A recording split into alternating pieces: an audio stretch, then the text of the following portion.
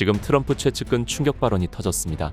중공 부정선거 개입 팩트에 대한 소식 정성산TV에서 소상하게 전해드리겠습니다. 속보입니다.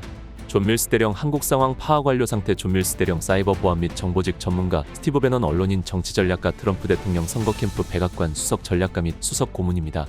미국 존 밀스 대령의 인터뷰를 요약해보면 중국 공산당과 민주당이 일으킨 명백한 쿠데타라고 정의했고, 미국의 워너베스 두방국에서 중공이 쿠데타를 일으키고 CCP가 지원하는 쿠데타인 것을 계속 강조했으며, 현재에서의 전쟁 중 법이 아닌 변호사의 지배로 탄핵 공격 중이고, 중공은 쿠데타로 한국을 무너뜨리고 동시에 대만을 먹으려 하고 있습니다.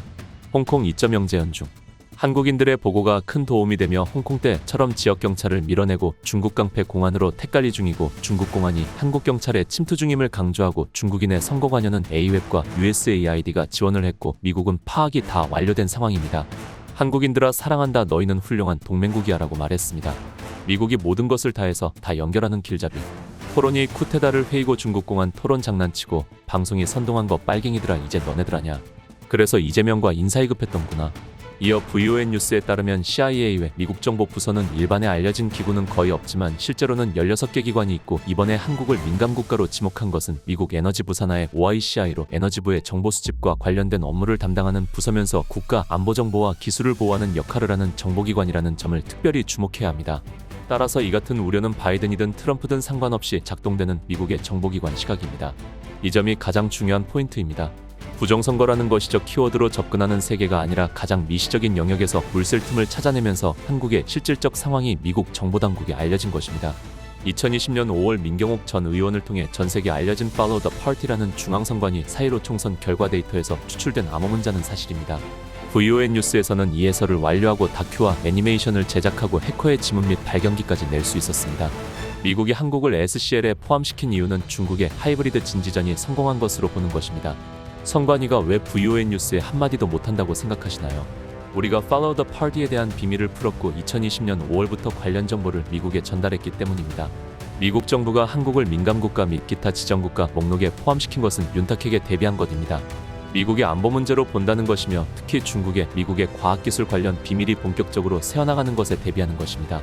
윤 대통령이 미국과 소통한 핵심 내용은 중국과의 치열한 하이브리드전 실상이 아니었을까요? 부정선거와 중국의 전방위적인 한국 팀찰은 모두 사실입니다. 중국이 문재인 당선을 도운 2017년 선거 이후 중국의 한국 침탈은 상상 그 이상이라는 사실을 알고도 아직 부정선거 음모론을 운운하는 언론은 반드시 망하게 해야 합니다. 공중파 안보기 신문구도 끊기는 가장 먼저 해야 할 일입니다. 특히 MBC와 JTBC는 중국 매체라는 인식으로 접근해야 합니다. 언론의 적입니다 라고 보도를 했습니다. 이어 4.10 총선 해커논 남미 실시간 확인이 된 사실을 보도해드리겠습니다.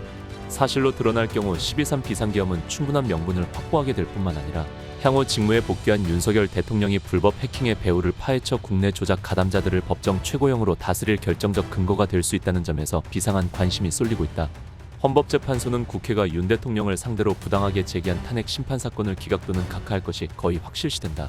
취재를 종합하면 국가정보원은 작년 4월 제22대 국회의원 선거 당시 국제선거범죄 카르텔에 의한 중앙선거관리위원회 선관위 서버 해킹과 전산 조작 과정을 실시간으로 면밀하게 모니터한 정황이 파악됐다. 윤 대통령이 이 보고를 받았는지는 확인되지 않았다.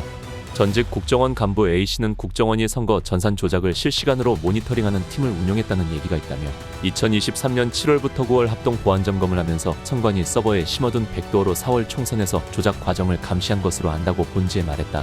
익명을 요구한 정보 소식통 B씨도 국정원이 보안점검 당시 숨겨둔 백도어로 선관위 서버의 움직임을 면밀히 주시했고 결과를 뒤바꾸는 전산 조작이 있었음을 파악했다고 동일한 주장을 폈다. 필리핀에 있다가 지난해 일시 귀국한 이 소식통은 본지의 SNS로 전화를 걸어와 2023년 선관위 합동 보안점검 당시 서버에 설치한 스파이웨어로 해커가 드나들고 결과를 조작한 로그 기록까지 확보한 것으로 파악했다고 일찌감치 귀띔했다. 일종의 스파이웨어 프로그램인 백도어는 일반 보안 전문가들도 감지하기 어렵다.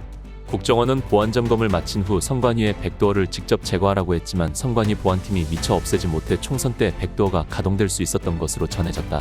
이 같은 첩보를 뒷받침하는 정황도 있다. 윤석열 정부는 4.10 총선 사전 투표가 실시된 4월 5, 6일 특이한 움직임을 보였다. 사전 투표 첫날인 5일 실제 투표 참여자보다 단말기상 집계가 부풀려진 현상이 전국적으로 감지됐다. 그러나 행정안전부는 오전 보도자료를 전격 배포하고 부풀리기가 없었다고 부인했다. 대통령이 후보 시절부터 부정선거에 관심을 가져온 윤 정부로선 이례적인 행보였다.